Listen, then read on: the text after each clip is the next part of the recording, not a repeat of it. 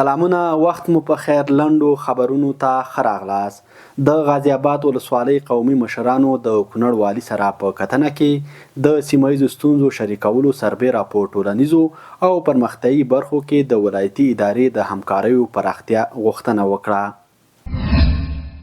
د کونړ امنیتي مسؤلین وایي د دې ولایت کې د ځنګلونو د پرې کېدو او لرګیو د قاچاق مخه نیولې ده. امنیتي مسؤلین زیاتوي ځواکونه یې د دې ولایت په لرو پرتو سیمو کې په پیرو او غزمو بوخت دي څو د خلکو لپاره ډاډمنه امنیتي فضا رامنځته کړي او ترڅنګ یې د ملي شتمنیو ساتنه هم وکړي.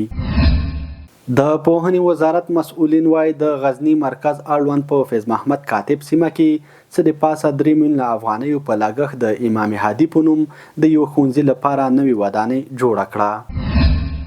د مخابراتو او معلوماتي ټکنالوژۍ وزارت مسؤلین وایي د کندوز په کلبات، دشتیارچي، علي آباد او ګلتپې ولسوالۍ کې د 6 نوو مخابراتي سایټونو پرانیستلو خبر ورکړی دی.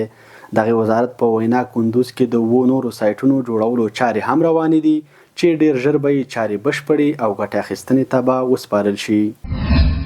د پوهنې وزارت مسؤلین وایي چې د نیمروز مرکز اړوند په مهاجر آباد کلي کې د شهید عبدالله لیسې لپاره څه د پاسه 2 لک امریکایي ډالرو په لګښت نوې ودانۍ جوړه کړه او ګټې اخیستنې ته یې وسپارله.